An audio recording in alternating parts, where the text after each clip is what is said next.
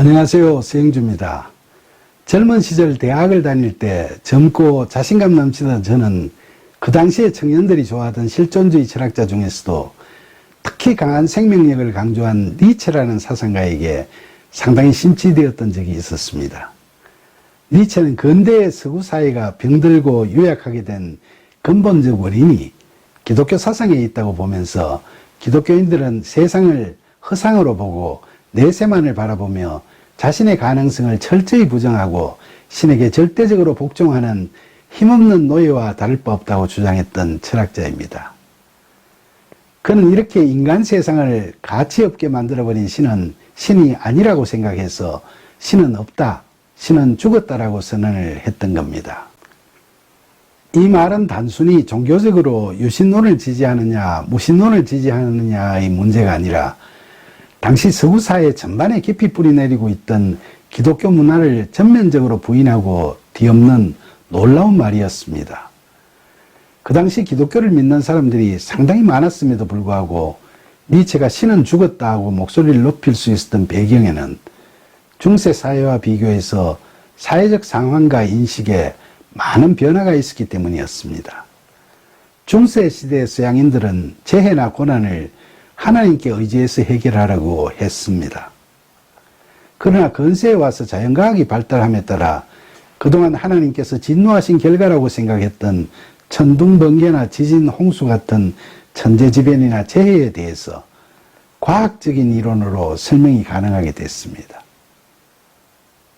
그리고 동서양의 교류가 확대되면서 기독교를 믿지 않는 민족이라고 해서 세상을 다 비참하게 살고 있지는 않다는 사실도 알게 됐습니다.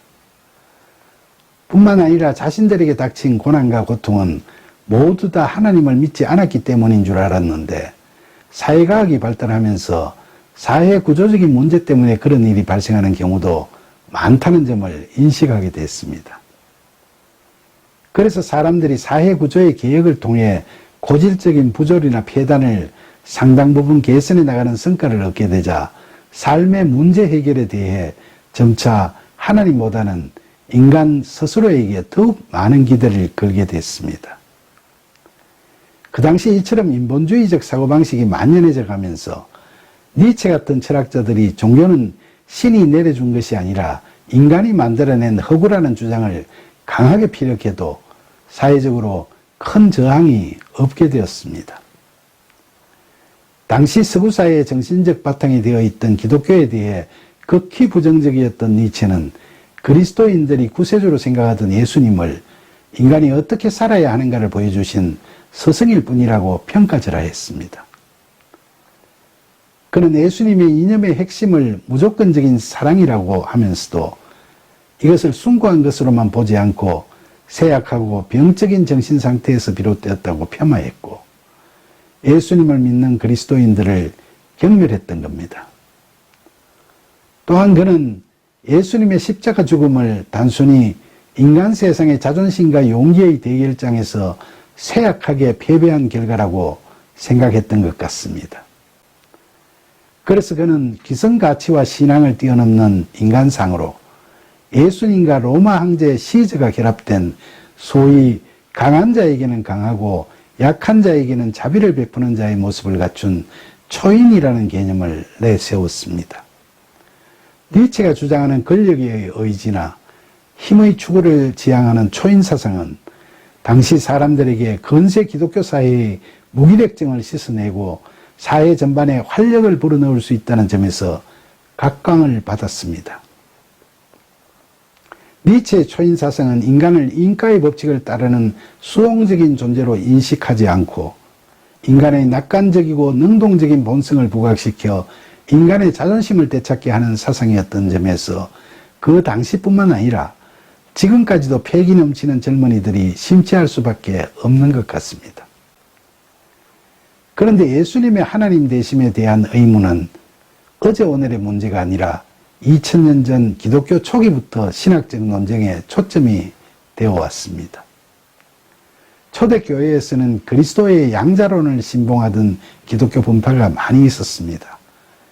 양자론자들은 예수님께서는 원래 요셉과 마리아의 부부관계에 의해서 출생하신 전형적인 인간이셨는데 세례를 받을 때 하나님께서 그분을 양자로 삼으셨기 때문에 그때부터 하나님의 아들이라는 신분을 갖게 되었다고 주장했습니다.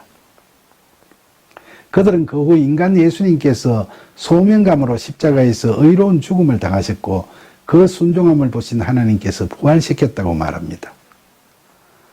반면에 초대교회 시대에 유행했던 영지주의적인 가현설은 양자론과는 달리 예수님께서는 하나님이시고 인간이 아니시라는 주장입니다. 그들은 구약의 하나님은 진노와 심판의 하나님이시고 신약의 하나님은 구원의 하나님이신데 이분이 사람들을 구하기 위해 예수님을 보내셨다고 합니다. 그들은 예수님께서는 물질 세계를 창조하신 구약의 하나님께 속하지 않았어 십자가에서 죽은 것처럼 보일 뿐이지 근본적으로는 태어날 수도 육체를 가질 수도 죽을 수도 없다고 했습니다. 그러나 그들은 예수님께서는 죽은 것처럼 보였기 때문에 희생제사가 되었고 구약의 하나님은 그 죽음을 죄의 대가로 받아들였으므로 사람들이 그 사실을 믿으면 진노의 하나님으로부터 해방된다고 했습니다. 그러나 예수님은 참 하나님이시면서 참 인간이셨다는 사실을 믿었던 초대교회 정통교부들은 양자론, 가현론 같은 이단의 도전에 맞서서 신성과 인성이라는 예수님의 두 본성론으로 자신들의 신앙을 지키는 데 성공하였고 그들의 믿음에 근거해서 당시에 있던 여러 가지 사본들 중에서 구약 39권과 신약 27권을 선별하여 그것들을 교회가 공인하는 바이블로 정경하였습니다. 예수님은 참 하나님이시면서 참 인간이셨다는 초대교회의 믿음은 니케아 종교회의를 거쳐 칼게톤 종교회의에서 신조로 확정된 명제로서 지금까지도 정통주의적 신학을 지지하고 있는 보수적인 대부분의 교회에서 교리로 지켜지고 있습니다. 그 신조들은 만약 예수님께서 그리스도성과 예수성을 동시에 갖추신 존재가 아니었다면 십자가 죽음이 우리에게 무슨 의미가 있겠느냐고 반문하고 있습니다. 먼저 예수님께서 하나님이실 뿐이라면 십자가에서 아무 고통도 없었을 것이니까 우리를 속이는 쇼를 하신 것이 아니냐고 하면서 예수님의 인성을 강조합니다. 또한 예수님께서 단지 사람이실 뿐이라면 그분도 우리처럼 아담의 후손인 죄인으로 태어나신 분에 지나지 않는데 그런 죄 많은 인간의 몸으로 어떻게 죄인인 다른 사람들을 구원하실 수 있다는 말인가 하고 의문을 제기합니다. 뿐만 아니라 성경도 예수님께서 동정녀 마리아에게서 태어나신 사건, 동방박사의 경배, 공생애 때에 행하신 여러 기적들, 하나님 나라에 관해 선포하신 말씀들, 그리고 예수님의 십자가 죽음, 부활과 성천 같은 이야기들을 통해서 예수님의 하나님 되심을 일관되게 강조하고 있습니다. 특히 요한복음 17장 1절에 예수께서 이 말씀을 하시고 눈을 들어 하늘을 우러러 이르시되 아버지여 때가 이르렀사오니 아들을 영화롭게 하사 아들로 아버지를 영화롭게 하게 하옵소서라는 말씀에서 보듯이 예수님 스스로도 자신을 하나님의 아들이라고 직접 밝히셨다는 사실까지도 성경에서는 이야기하고 있습니다. 그러나 그럼에도 불구하고 근현대에 걸쳐서 신학계에서는 예수님은 누구신가라는 기독론에 대해서 다양한 신학적 해석들이 있어 왔습니다. 예수님의 역사적 예수라는 사실에 초점을 맞춘 예수성과 그리스도이심을 수용하는 데 초점을 맞춘 그리스도성을 어떻게 조화롭게 해석하느냐에 따라 예수님의 정체성에 대한 여러 가지 신학적인 해석들이 제시되고 있습니다. 보수적인 우리 교회나 교인들 중에서는 이러한 논의 자체가 이단적 발상이라고 흥분하시는 분도 계실지 모르지만 현대 신학에서는 기독론에 대한 다양한 논의가 이루어지고 있는 것이 사실입니다. 그리고 미국이나 유럽 등 서구 교회에서는 이러한 견해들에 대해서 열린 자세를 견지하면서 자신들의 신앙을 다듬어가고 지켜가는 그런 노력들을 하고 있습니다. 여러분, 우리 그리스도인들은 2000년 전 빌립보 가이사라에서 시몬 베드로가 예수님께 고백한 마태복음 16장 16절에 주는 그리스도시요 살아계신 하나님의 아들이시니이다라는 그 믿음의 말씀을 우리 자신의 믿음으로 삼고 살아가고 있습니다. 그러나 이 말씀을 초대교회에서 교부들이 인성과 신성이라는 두 본성론에 입각해서 규정지어온 예수님의 정체성에 관한 교리와 연결시켰어 예수님은 신성과 인성을 동시에 갖추신 분이시라는 교리를 별 생각 없이 구구다 내우듯이 오늘날에도 그대로 이야기하는 것이 과연 바른 믿음일까요? 주지하다시피 우리 그리스도인들에게 예수님은 죄가 없으신 참 사람이실 뿐만 아니라 제자 빌립이 하나님을 보여달라고 할 때 요한복음 14장 9절에서 나를 본 자는 아버지를 보았거늘 하는 예수님 말씀에서 알 수 있듯이 하나님의 아들이신 참 하나님이심을 나타내시는 분이시고 지금도 우리 안에 영적으로 현존하시는 분이십니다.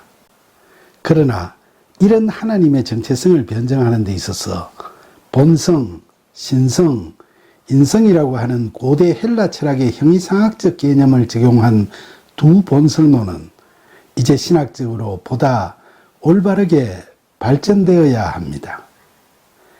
헬라 철학적 개념인 본성은 신이나 인간을 그것되게 하는 불변적이고 항구적인 속성이나 특성을 의미합니다.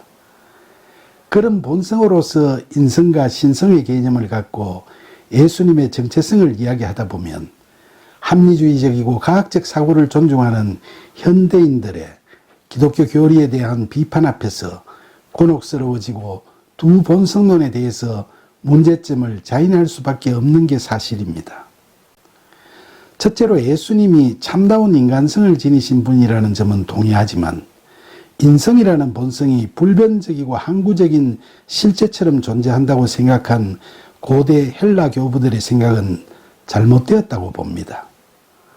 인간은 끊임없이 가치와 의미를 지향하고 선택하고 결단하면서 자기를 만들어가는 형성적 존재이고 실존적 상황과 조건에 둘러싸여 응답하고 반응하는 존재이지 않습니까?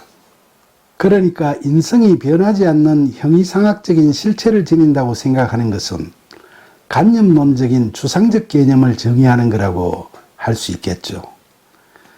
둘째로 예수님이 신성을 지녔다고 하는 데 있어서 고대 헬라 교부들이 그 신성을 신이 지닌 변하지 않은 실체 혹은 속성을 의미한다고 생각한 것도 문제라고 봅니다.